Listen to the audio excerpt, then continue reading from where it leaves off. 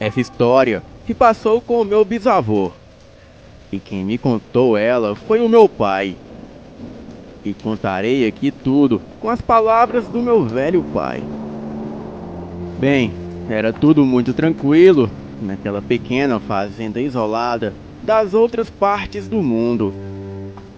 Só para ter uma ideia, era preciso viajar 2 horas de carro para chegar ao local habitado mais próximo. E lá morava o seu João, o dono da fazenda, a sua esposa Cleonice e os seus 4 filhos. Antônio era o mais velho, forte e corajoso. Paulo era muito inteligente e pretendia sair da fazenda e buscar uma vida melhor na cidade, mas não tinha o apoio de nenhum dos irmãos. Mas tinha de Cecília, a única filha do casal de fazendeiros, doce, bonita e agora comprometida. O outro era o Luiz, era o mais rebelde. Fugiu de casa e saiu em busca de uma vida de rei que os seus pais nunca puderam lhe dar, prometendo voltar um dia para mostrar à família que ele poderia ficar rico, ao contrário do que eles alegavam. E também havia um criado, mas este foi dispensado por não receber o salário que os seus patrões já não tinham condições de pagar. Bem, era uma noite de lua cheia, sexta-feira, e foi marcado um jantar para comemorar o namoro de Cecília com um moço rico da cidade. Bem, os pais dela aprovaram muito o namoro, pois pensavam que poderiam tirar a fazenda das dívidas enormes. Algo curioso é que aquela era a primeira sexta-feira em que os dois se viam à noite. Ele, que se chamava Maurício, dizia trabalhar ajudando o pai nas noites de sexta. E tinha sido muito difícil fazer com que ele viesse até a fazenda, e só conseguiram com uma condição: o rapaz teria que ir embora antes das 10 da noite. O meu pai precisa de mim essa hora, ele respondia, tentando se justificar. Às 6 da tarde, o Maurício chegou na fazenda, vestido terno e calça branca, com um chapéu na cabeça e um sapato brilhante nos pés. Ele foi bem recebido por todos, menos pelo Antônio, que não gostava desse tipo de evento, e por isso não participaria do jantar, e disse que ficaria do lado de fora até tudo acabar. E como ninguém ousava contrariar o mais velho, assim se fez. Então o jantar começou. A mãe estava muito feliz, não pelo fato de que provavelmente ficariam ricos, mas porque a sua filha estava entrando em uma nova fase da sua vida, as paixões. E logo logo ela se casaria e iria morar em outro lugar, e não precisaria ordenhar vacas nunca mais. Antônio estava lá fora observando a lua, e por algum motivo ele tinha um fascínio pelo astro, mas odiava a forma como seu pai se importava mais com os outros do que com ele. O seu pai nunca havia organizado um jantar quando ele tinha uma namorada. Então, ele carregava essa amargura desde pequeno. E o único momento em que ele e o seu pai conversavam eram sobre coisas sem importância. Paulo gostava muito de ver a irmã com o companheiro. E recentemente, ele lera muitos contos de romance e nunca teve a chance de se apaixonar. O seu pai dizia que ele seria um grande médico algum dia, e então teria quantas mulheres quisesse, mas ele não era mulherengo, pois odiava quem maltratava uma mulher. Bem, a Cecília, o Paulo, o seu João e a dona Cleonice estavam do lado de dentro, participando do jantar.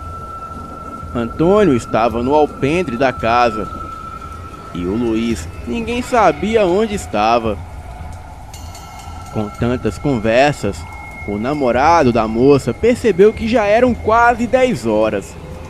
E ao reparar isso, levantou-se com violência da cadeira em que estava sentado. Já é tarde, eu preciso ir agora. Fique mais um pouco, nós podemos... Antes de completar a frase, o moço deu um beijo na namorada e saiu, prometendo voltar depois.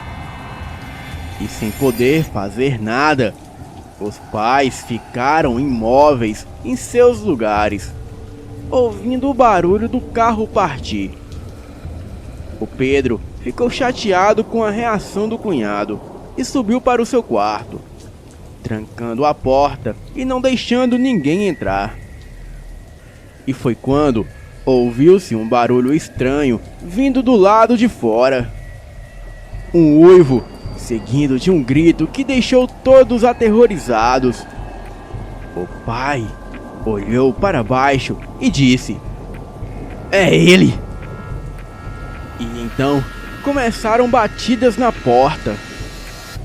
Aquelas não eram batidas em portas comuns, e parecia que ela iria ser arrebentada. O pai, que parecia entender do que se tratava aquilo, recomendou à esposa e filha: "Nossa casa é baixa, mas é grande. Então se esconda atrás dos móveis ou embaixo das camas." "Mas onde está Antônio?" perguntou Cecília. "Ele não será atacado, é impossível." Sem entender nada, a família somente obedeceu. A mãe escondeu-se embaixo de sua cama e a garota, confusa e assustada, correu até o quarto de Pedro, que por sorte estava destrancado, e assim ela poderia avisar o irmão. Mas ao entrar no quarto, viu que ele já não estava lá, e a janela do quarto estava aberta.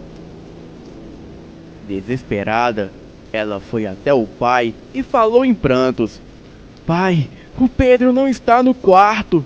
O que pode ter acontecido?" Ela chorava muito. "Por que isso está acontecendo com a nossa família?" O pai pediu para que a filha se controlasse e falou em voz baixa: "O que está aí fora é o lobisomem. Ele é uma criatura medonha, com o corpo coberto de pelos negros e olhos da cor de fogo. Nas noites de sexta-feira, ele passa por 7 vilarejos em busca de vítimas para saciar sua fome. Mas esse que tá aí fora está faminto apenas de carne. Ele deseja saciar sua sede de vingança." "Vingança? Mas o que fizemos a ele?" "O lobisomem assume essa forma monstruosa apenas nessa noite, nas sextas-feiras. Na verdade, ele é uma pessoa, e talvez alguém que convive com a gente. Ele deseja algo de nós, e temos que sobreviver até o fim dessa noite, e eu vou deixar algo nele, um sinal ou alguma marca." "Pra que isso, pai?" Ela estava intrigada com tudo aquilo. "No findar dessa noite, ele assumirá sua forma de gente, e se for alguém próximo de nós, saberemos." Cecília voltou para o quarto do irmão e fechou a janela que... Porém, com a insistência do irmão, ela correu, enquanto ele fora devorado pelo monstro. Mas lá na frente, a Cecília encontrou o pai. Ele estava com um facão na mão. Ela disse a ele que o irmão havia sido morto, assim como a sua mãe também havia. O pai só baixou a cabeça e disse à filha que eles tinham que sair dali o mais depressa possível. E assim, ouviram um barulho de coisas sendo quebradas. O lobisomem já se alimentara e agora iria atrás do resto da família. Os dois correram para a mata fechada e ficaram escondidos atrás das árvores, sem saber o que poderia acontecer. E em seguida, ouviram Psyu vindo da árvore ao lado. Era Antônio. A Cecília sorriu e quando ia falar com o irmão, o pai colocou-lhe a mão na boca. Mas já era tarde. A criatura sabia onde eles estavam e foi até lá. O pai ficou na frente da filha e preparou o facão para dar um golpe certeiro no pescoço da criatura. Os três ouviam os passos do monstro se aproximando. A lua estava clara, mas coberta pelas nuvens negras que deixavam o lugar ainda mais assustador. Numa chegada calma, o lobisomem e o seu João ficaram frente a frente. A Cecília atrás do João, o seu pai, e Antônio ainda atrás das árvores. O facão já posicionado e o coração de todos palpitando alto. Era uma música para o ouvido do monstro faminto. De repente, o lobisomem pulou em cima do seu João e com uma tamanha agilidade lançou o facão para o filho ao lado. E este passou a arma com uma força fugaz no pescoço da besta. A criatura correu entre as moitas, cambaleando e deixando um rastro de sangue por onde passava. E onde quer que ela fosse, não iria muito longe. Bem, logo de manhã já poderiam reconhecer o rosto do infeliz. Então, pai, filha e filho retornaram ao lar. Todos lamentaram a perda dos demais membros da família. O pai nem tanto, pois era como se ele já soubesse que aquela desgraça aconteceria algum dia. Na manhã seguinte, os três enterraram os falecidos no jardim. Aquele jardim era o mesmo que eles, quando vivos, tanto gostavam de estar. A mãe gostava do cheiro das flores e o filho estudioso usava o lugar para estudar com mais tranquilidade. Em seguida, eles ouviram o barulho de um carro.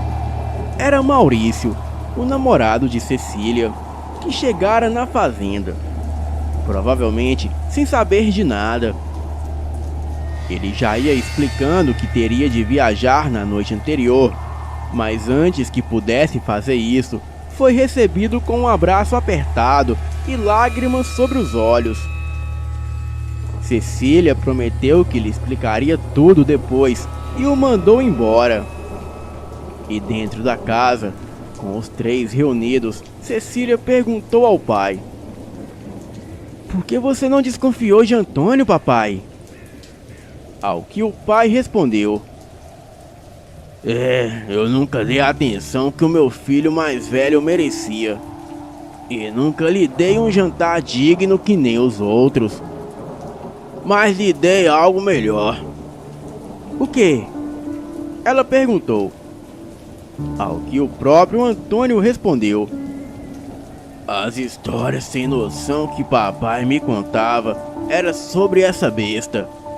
Ele me contou tudo, e por isso consegui me defender de todas as suas artimanhas, e ainda estou vivo." O pai abraçou o filho, e depois de um pedido de desculpas, os dois se entenderam. E depois que resolveram tudo, partiram para a mata, além dos domínios da fazenda, para ver se encontravam o desgraçado responsável por tudo aquilo. Foram para a mesma área onde o lobisomem fugiu ferido, e seguiram na mesma direção. E depois de alguns minutos de caminhada, encontraram um corpo, aparentemente sem vida. E o mesmo estava virado para baixo. Seu João se aproximou e virou o corpo. Bem, ele já sabia de quem se tratava, mas os filhos ficaram assustados. O pai, olhando para os filhos, logo disse: ele nunca gostou de ter saído da fazenda, mas não tínhamos escolha. E em seguida eles foram embora, deixando o corpo do antigo criado demitido da fazenda para os abutres. Boa noite.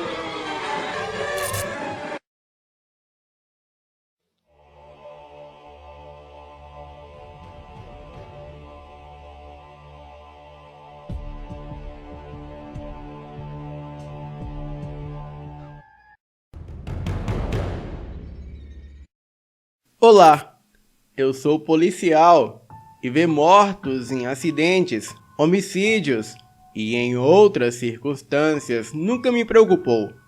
Mas esse caso que eu vou contar agora foi bem diferente. Certo dia, eu e o meu parceiro fomos chamados para atender uma ocorrência nas quais algumas mulheres haviam encontrado um corpo já adiantado, em estado de decomposição, em uma estrada deserta quase que no meio do mato. Pois bem, fomos para lá, e chegando no local, lá estava o corpo com um cheiro insuportável, mas tínhamos um trabalho a fazer. Então, isolamos a área e aguardamos a perícia técnica. Só que o tempo passou e acabou demorando muito e finalmente anoiteceu. Todos foram embora do local e ficamos somente nós três, os dois policiais e o morto. Fomos então para a viatura para ficar aguardando a perícia, sendo que nesse momento algo estranho começou a acontecer. Neste momento, eu e o meu parceiro vimos o que só podemos descrever como algo sobrenatural. Ao lado do corpo que estávamos vigiando, surgiu um ser que parecia um enorme cão, quase do tamanho de uma pessoa. Bem, não era um cão normal.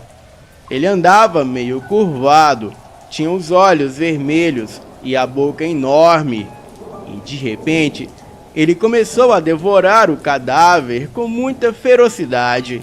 Confesso que tanto meu parceiro como eu ficamos paralisados ante aquela cena e não conseguíamos sair da viatura para ver aquilo de perto.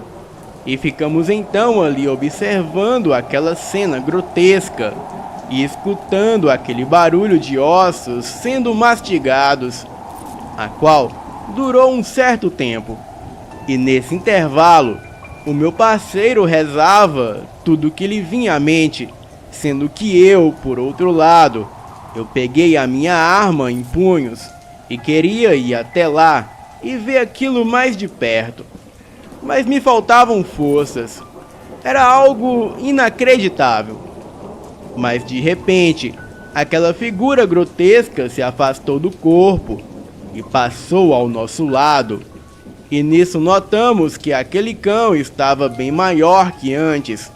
E agora ele estava com a barriga enorme e parecia estar em estado de decomposição. E aquilo só poderia ser um cão do inferno. Então ele parou e olhou para nós com um olhar ameaçador e baba saindo de sua boca. E nós ficamos atônitos com tudo aquilo. E então, com um pequeno sorriso sarcástico, aquilo se foi. E nisso, as nossas forças voltou e nos sentimos renovados. Então, nos afastamos do local por precaução, mas não encontramos mais nem vestígio do corpo por ali. E aquela criatura havia devorado o corpo por completo. A noite continuou e nós tentávamos explicar com lógica o que fora aquilo tudo, mas nada se encaixava com aquela realidade vivida. Bem, amanheceu e por volta das 6h15, o perito apareceu e questionou onde estava o corpo. Ficamos sem explicações e a única coisa que falamos, dentro da lógica, foi que várias pessoas armadas saíram de dentro da mata e levaram o corpo. E para evitar um conflito com mortes, optamos por não fazer nada. Bem, 3 dias depois, eu sonhei com aquele mesmo cão, mas ele parecia muito maior dessa vez. Ele falava que aquele senhor fez muita maldade em vida, inclusive um pacto com o diabo, e prejudicou muita gente com sua ganância. Então, quando ele morreu, ele não teve o direito de ser sepultado, pois ele foi ingerido por aquele cão do inferno, onde seria defecado no próprio inferno, onde lá ele teria a punição adequada. Boa noite. Agora, vamos para o relato. Os zumbis da fazenda.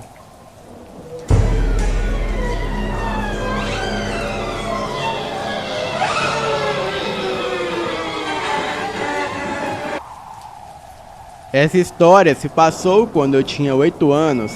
Agora eu tenho 28 e tenho 3 filhos. Aconteceu na cidade onde eu nasci, Sarandi, no Rio Grande do Sul.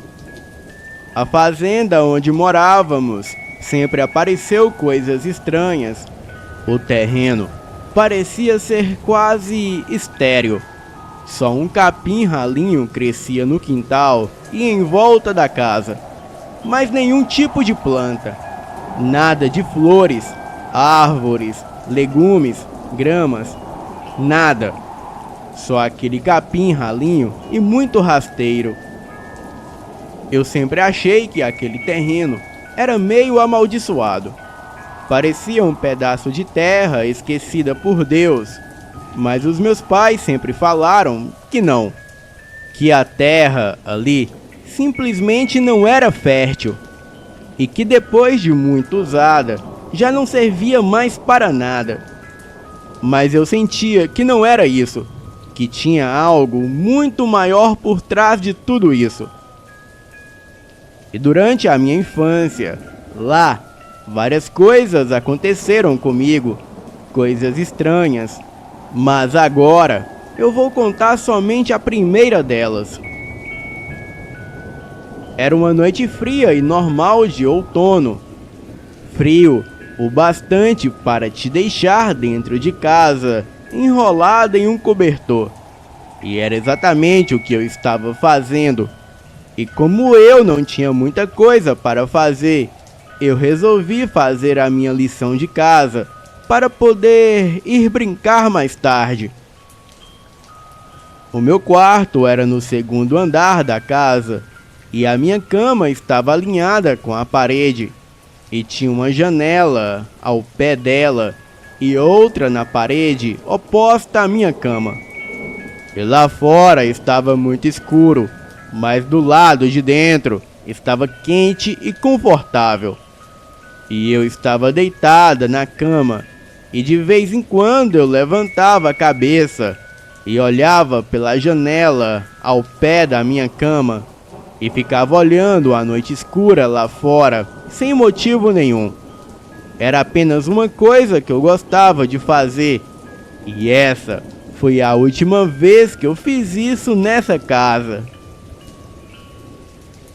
Enquanto eu estava deitada na minha cama, de repente, eu senti um frio tomar conta do meu quarto e cada pelo do meu corpo arrepiou. O meu sangue parecia que tinha gelado e que agora se arrastava pelo meu corpo. O meu coração estava disparado. Eu estava começando a sentir um pânico tomar conta de mim e não sabia por quê. Eu senti como se alguma coisa estivesse me puxando para a minha direita, como se fosse um imã gigante. E de repente, um vento gelado invade o quarto, e eu virei a minha cabeça para a direita, e olhei para a janela do outro lado do quarto, e vi algo que me assombraria pelo resto da minha vida. Sentado com as pernas cruzadas do lado de fora da minha janela, na jardineira que tinha do lado de fora, estava a criatura mais horrenda que eu já vi em toda a minha vida. Ele tinha cerca de uns 2 metros. Era um homem todo maltrapilho. Ele parecia estar com lepra, pois havia feridas em todo o seu corpo e também parecia que o seu corpo estava em estado de decomposição. Ele estava vestido com um pano que parecia aquelas roupas antigas, só que muito suja. Os olhos dessa coisa eram completamente vermelhos e era totalmente careca. Os seus olhos pareciam enxergar a minha alma. Ele abriu a boca e sorriu, com um sorriso que parecia ser feito de pesadelo. Um sorriso que me atormentaria por muitos anos. Os seus caninos eram grandes, como os de um cachorro. Grandes e ameaçadores. Os seus outros dentes eram pequenos e alguns pareciam estarem quebrados. Eu fiquei olhando aquela boca macabra, enquanto fios de babas escorriam pelos seus caninos, passando pelo seu queixo e caindo no chão. Ele então levantou a mão na minha direção, e a sua mão só tinha 4 dedos. Um parecia ter sido arrancado, e desses 4 dedos, somente 2 tinham unhas. E uma unha preta e quebrada, e alguma substância escura estava escorrendo pelos seus dedos e pela sua mão. Uma gosma preta. Eu queria gritar, eu queria correr, mas eu estava presa no lugar, e presa por aqueles olhos vermelhos, e eu não conseguia mais respirar. E eu sentia como se a minha cabeça estivesse sendo esmagada, e a minha alma estivesse sendo rasgada. O sorriso dele aumentou, e ele abriu mais a boca. Ele continuou olhando para mim, como se ele me conhecesse, como se ele estivesse esperando por mim. Então, ele levantou a sua outra mão, e essa com somente 3 dedos. Os outros 2 também pareciam ter sido arrancados, e parecia que em poucos segundos ele estaria dentro do meu quarto comigo, e não lá fora me olhando. Aquele morto-vivo se levantou e fez uma espécie de barulho com a boca, que parecia um grunhido macabro. E nisso, ele já estava olhando para o quintal assustador na frente da minha casa.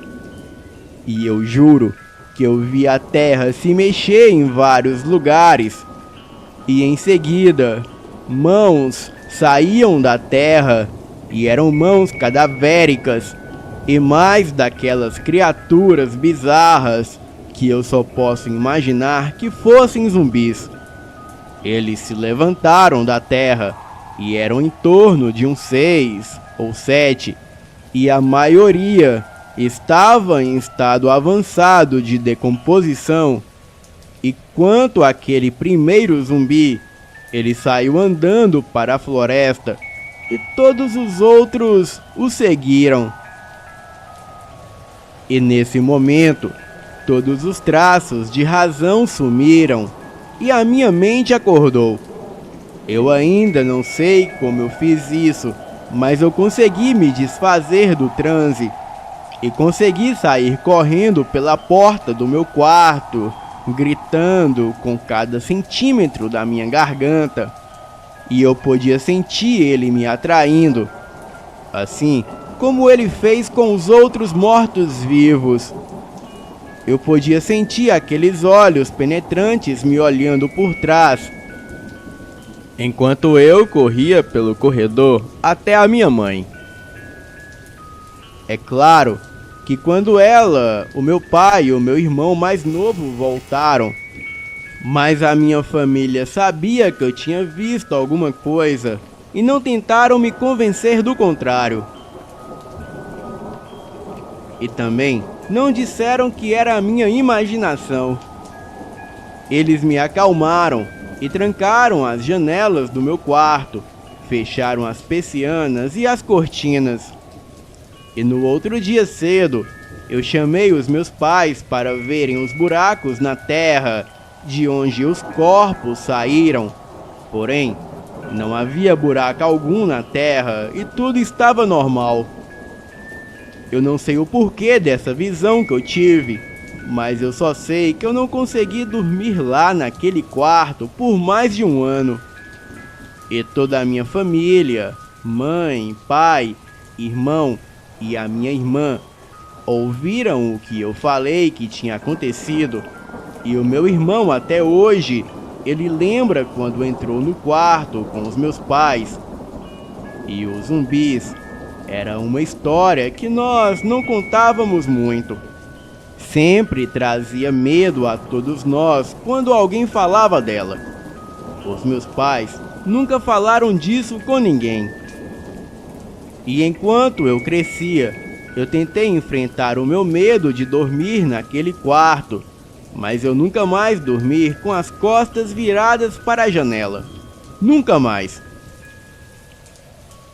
18 anos depois, eu me mudei para Porto Alegre com a minha própria família e finalmente encontrei paz. Mas eu nunca vou esquecer aquelas criaturas e eu nunca durmo ou sento com as costas para uma janela. E nunca esquecerei uma coisa, que eu ouvi aquele morto-vivo dizendo dentro da minha cabeça, enquanto eu corria para fora do meu quarto naquela noite fria de outono. Algum dia, quando o seu fim chegar, você se juntará a mim, assim como todos os que já viveram nessa casa. Boa noite.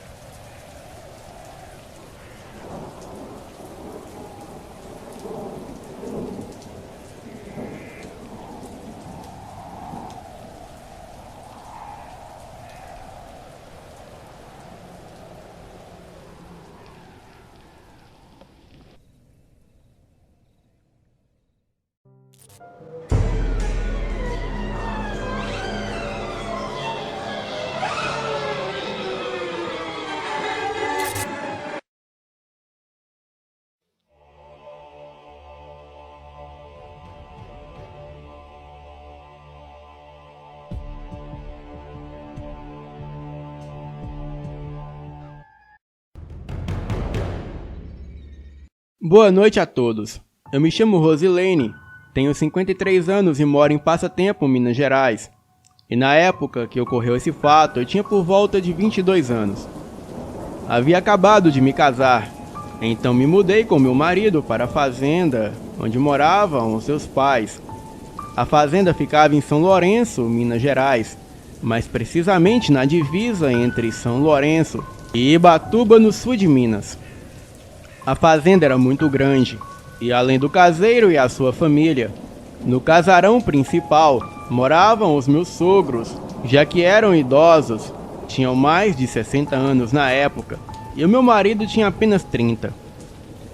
Não havia vizinhos por perto, e nem comércio, rodovia, não havia nada.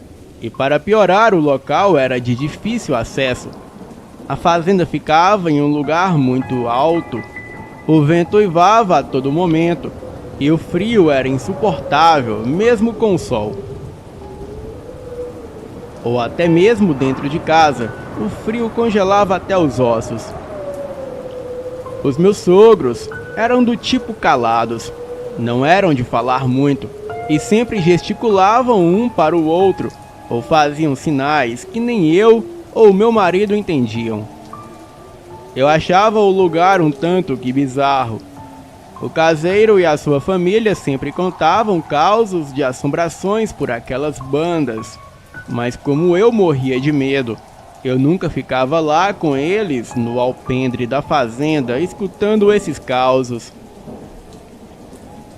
O meu marido costumava chegar do serviço, sempre por volta das 20 horas, e certa vez estava a família do caseiro e eu no alpendre da casa, conversando. Então, ouvimos a porteira se abrir e escutamos ela se fechar, e em seguida o trotar de cavalo.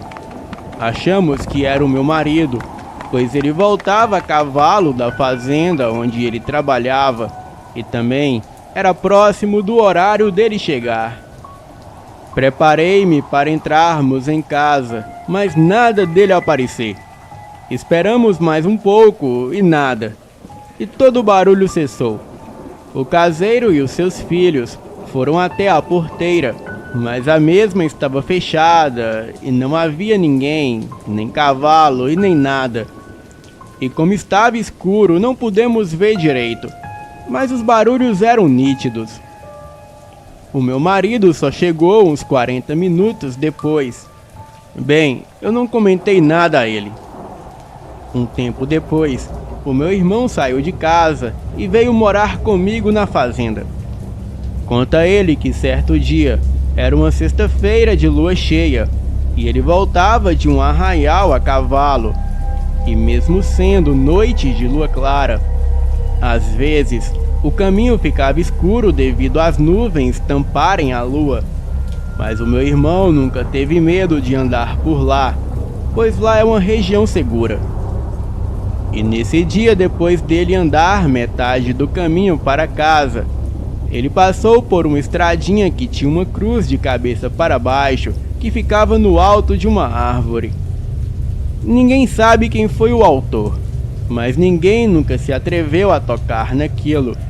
Mas o certo é que sempre que alguém passa por ali, a temperatura caía e fazia mais frio que o normal. Bem, quando ele estava passando por essa cruz invertida na árvore, ele viu umas crianças brincando com algo que parecia ser um jumento.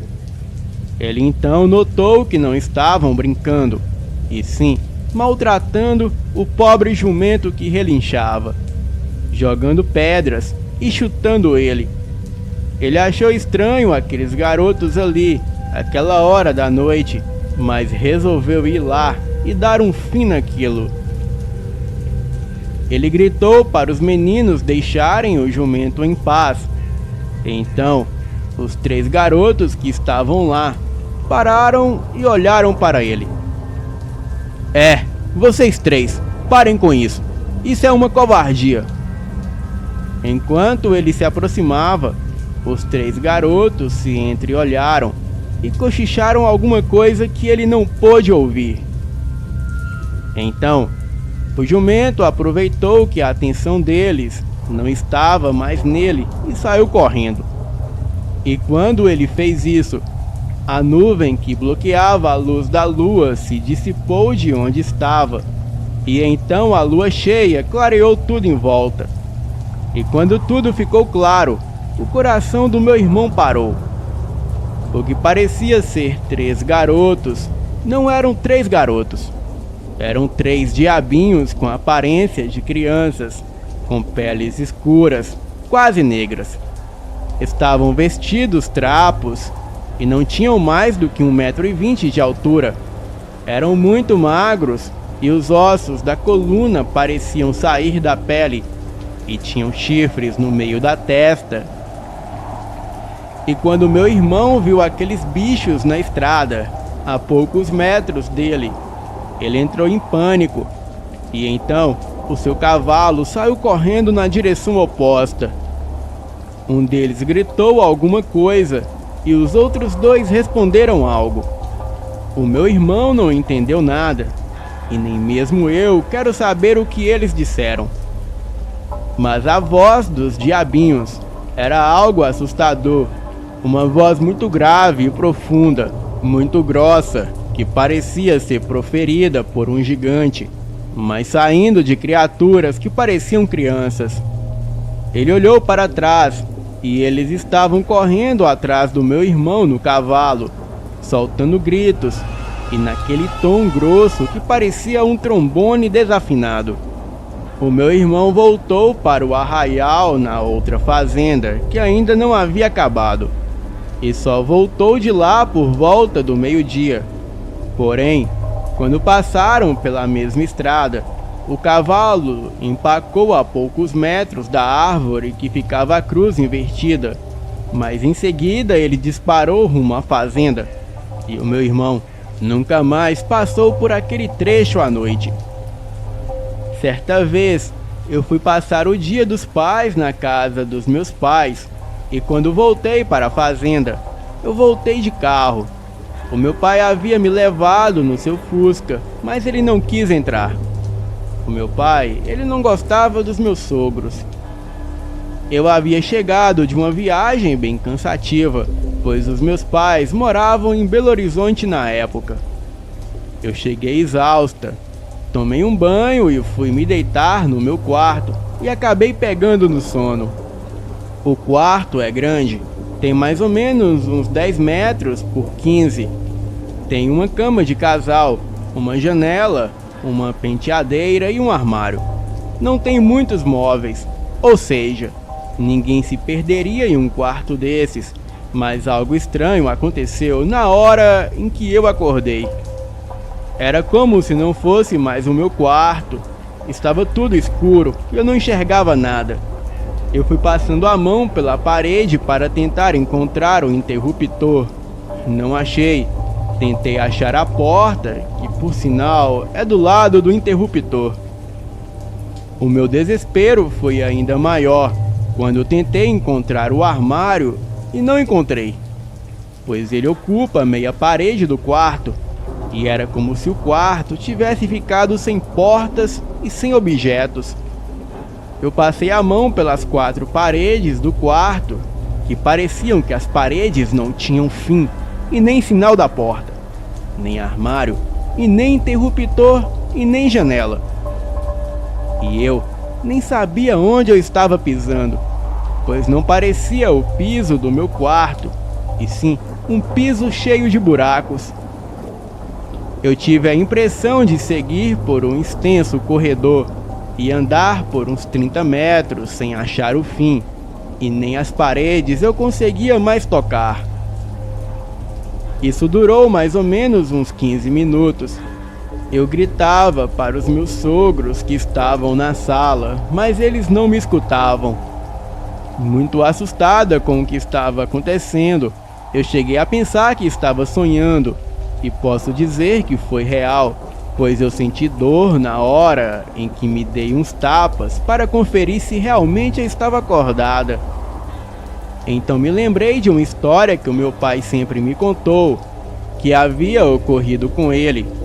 Ele estava caçando e de repente se viu fora da trilha, e do nada ele ficou em meio a vários pés de eucaliptos. Ele começou a andar e não achava a saída da trilha. Aí ele parou, se sentou, comeu uma maçã, descansou e de repente ele viu a saída. Então eu tentei me acalmar e voltar para a cama. Eu andei muito mas muito mesmo para chegar até a cama. Parecia que ela havia trocado de lugar. Enfim, eu me deitei de novo. Fiquei um tempo pensando na história do meu pai. Esperei um tempo na cama, me acalmei e depois de alguns minutos eu me levantei e imediatamente eu achei o interruptor. Acendi a lâmpada e tudo estava normal. Nada estava fora do seu lugar, o que seria impossível após eu vasculhar o quarto inteiro. Ainda inconformada com o ocorrido, eu abri a porta e fui para a sala. Falei sobre o ocorrido com os meus sogros e, para minha surpresa, tal fato também já havia ocorrido com a minha sogra, naquele mesmo quarto, há alguns anos atrás. Depois disso, eu nunca mais gostei de ficar naquele quarto sozinha. Não por medo do desconhecido, mas sim medo de ficar nele e talvez presa para sempre. Eu contei essa história para o caseiro e a sua família, e foi quando o caseiro revelou que aquela fazenda sempre foi assombrada. Ele disse sobre a coisa que corria à noite gritando pelos telhados, e também contou uma história que me deixou muito intrigada. Dizia ele que em uma certa noite de lua cheia, pois essa cena já é clássica por aqui, mas agora não haviam mais assombrações novas, disse o caseiro se lamentando. Ele também disse que as assombrações têm prazo de validade. Dizia ele que todo mundo que morre antes de vencer o seu tempo na Terra fica aparecendo para os outros, e bem antigamente isso acontecia muito por lá, pois naquele alto passava uma estrada de boiadeiro. Ele apontou na direção e disse que eram os tropeiros tocando os animais. E quando havia uma rixa, naquela época, sem lei, dos tempos antigos, não precisava de muito motivo para um matar o outro nas tocaias. Uma vez, por trás da capela que tem na colônia de moradores, apareceu um homem desconhecido de cabeça baixa, andando lá bem em cima de um piso onde tinha acabado de jogar uma camada de cal. Ou seja, qualquer passarinho que pisasse lá ia deixar um rastro. Chamaram um homem, ele não respondeu e desapareceu no iluminado quando acenderam os lampejos. Foram ver de perto e não tinha rastro no cal. Era assombração, dizia Nico, o caseiro. Talvez um daqueles boiadeiros caído em desgraça nas brigas de faca de outrora. Mas o pior foi o que aconteceu com um cachorro que tinha na fazenda. Um cão branco e destemido que enfrentava qualquer bicho. O seu Nico estava cortando vara de eucalipto quando ouviu um barulho estranho saindo do meio do mato. O cachorro logo se alvoroçou e correu para lá, arreganhando os dentes. Todo mundo parou para ver, pois se fosse um bicho qualquer, não ia sobrar nada do coitado. Mas de repente, o cão bravo, ele deu um gemido fino e voltou com o rabo entre as pernas e com a moral perdida. Era o lobisomem, pois logo em seguida todos ouviram um uivo estrondoso e passos pesados se afastando dali. Dizia o seu Nico. Depois que os meus sogros morreram, a fazenda foi abandonada, pois nos mudamos para outra cidade de Minas e vivemos aqui até os dias de hoje. O estranho é que ninguém nunca quis comprar a fazenda. O caseiro tomou conta de lá por muitos anos, até que decidiu ir embora sem mais e nem menos.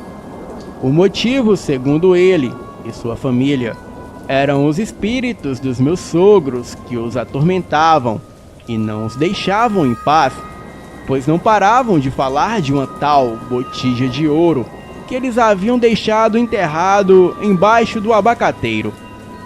Mas o seu Nico disse que esse dinheiro não era dele, e ele não queria dinheiro nenhum amaldiçoado.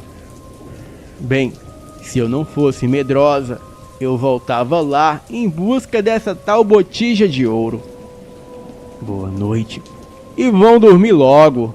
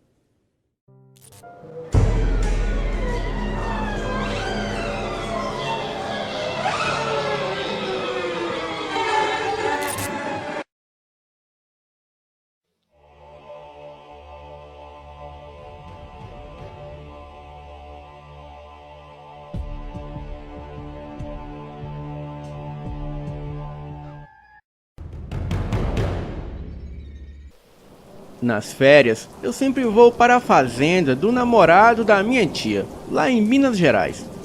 Bem, eu esqueci o nome da cidade. Ele e a minha tia e os meus primos moram lá.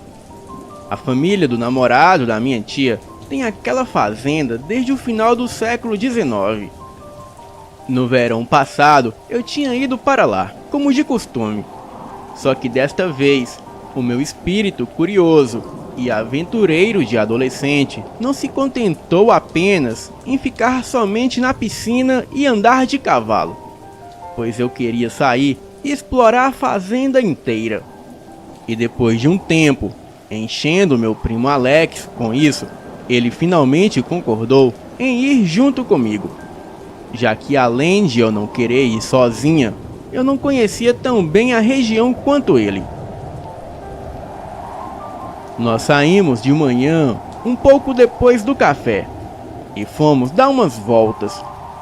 E quando estávamos um pouco longe da casa da fazenda, ele falou: "Já que você quer explorar, eu vou te levar para a antiga casa principal da fazenda." E quando ele falou aquilo, eu já sentia que eu ia encontrar muito mais do que eu esperava. A casa antiga da fazenda ficava bem longe da outra, e nós levamos um bom tempo para chegar até lá.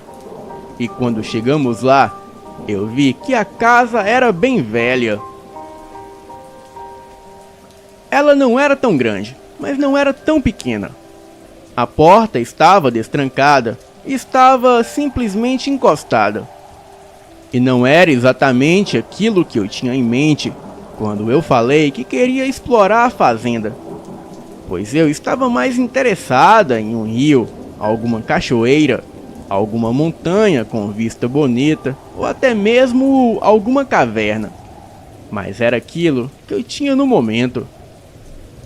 Nós entramos na casa e a primeira coisa que eu notei é que as paredes estavam completamente arranhadas, com umas manchas amarronzadas que pareciam sangue, mas poderiam ser tinta velha também, apesar dos formatos delas serem bem estranhos.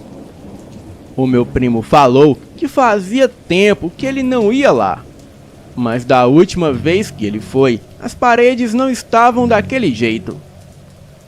Nós estávamos na sala principal, sendo que para a esquerda tinha uma passagem que levava para outra sala, a de jantar. E para a direita tinha um corredor que levava para os quartos. E da sala de jantar dava para ir para a cozinha. E de lá para fora da casa novamente pela porta dos fundos. Nós pegamos o corredor da direita para olhar os quartos. Haviam 4 quartos e um banheiro no total. O primeiro quarto estava normal e nada demais, só poeira. O segundo e o terceiro, a mesma coisa. E então fomos ver o quarto quarto, o maior de todos. E quando entramos, eu senti uma brisa fria e um pouco de frio, mesmo a casa estando bem quente e abafada. Nesse quarto havia um armário e nós fomos ver o que havia dentro dele. Abrimos a porta e nada. Então, eu ouvi um som de passos e risadas de criança vindo do corredor. Eu agarrei o braço do meu primo e olhei para a porta. E os passos chegaram perto e pararam na frente da porta, mas não apareceu ninguém. Então eu olhei assustada para ele e saí correndo, e ele veio atrás de mim. E enquanto eu corria pela casa para sair dela, eu não vi ninguém lá dentro.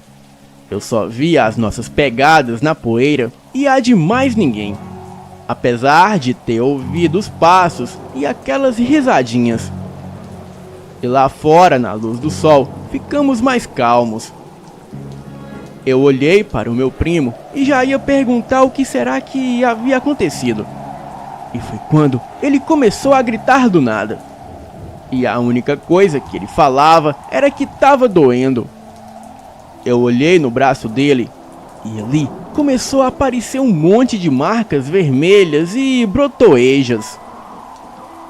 O pescoço dele começou a ficar todo empolado e vermelho também. Então eu decidi que era melhor levar ele correndo para a casa da fazenda para a mãe dele ver o que era. E antes de sairmos correndo, eu dei uma última olhada para a velha casa e ali eu vi uma fumaça meio cinza na porta de entrada na forma de uma pessoa. Aquela fumaça assumia a aparência de um homem magro e muito esguio. Mas depois disso eu agarrei a mão do meu primo e corri mais ainda. Quando nós chegamos na casa da fazenda, a mãe dele viu como ele estava e ficou assustada. Ela o levou no hospital, deram alguns remédios para ele e uma injeção antialérgica. O estranho é que no dia seguinte ele já estava bom novamente. E nem parecia que ele tinha tido alguma coisa. Ele me falou que aquela era a primeira vez que ele tinha entrado nos quartos da casa antiga. E que era a primeira vez que ele tinha uma reação alérgica lá, mesmo já tendo entrado na casa várias vezes. Durante o jantar, nós falamos o que tinha acontecido no dia anterior. Falamos dos passos e das risadinhas que ouvimos. O namorado da minha tia ficou preocupado, achando que poderia ter alguém morando lá escondido, já que isso não era comum de acontecer por lá. Então, ele resolveu ir investigar a casa no dia seguinte. E como não tinha muita coisa para fazer, o Alex e eu fomos juntos com ele. E quando chegamos lá, nós entramos na casa e, para nossa surpresa, as paredes não tinham arranhões nenhum. E nem nenhuma mancha de tinta ou sangue, ou o que quer que fosse aquilo. Mas eu e o Alex não saímos da sala. Foi o máximo que nós entramos. O namorado da minha tia procurou a casa inteira e não achou ninguém. E nem sinal de que alguém além do Alex e de mim tenha estado lá dentro. Bem, nós fomos embora de lá. E nem o Alex e nem eu voltamos lá novamente. Porém, eu não vou esquecer tão cedo daquela fumaça cinza que tinha o formato de uma pessoa. E também nem a alergia relâmpago do Alex, que veio do nada e foi embora, como se ele nunca tivesse pegado coisa alguma. Bem, isso serviu de lição para mim, mostrando que visitar lugares desconhecidos, e principalmente antigos, pode ser perigoso, além de ter surpresas desagradáveis e inimagináveis. Boa noite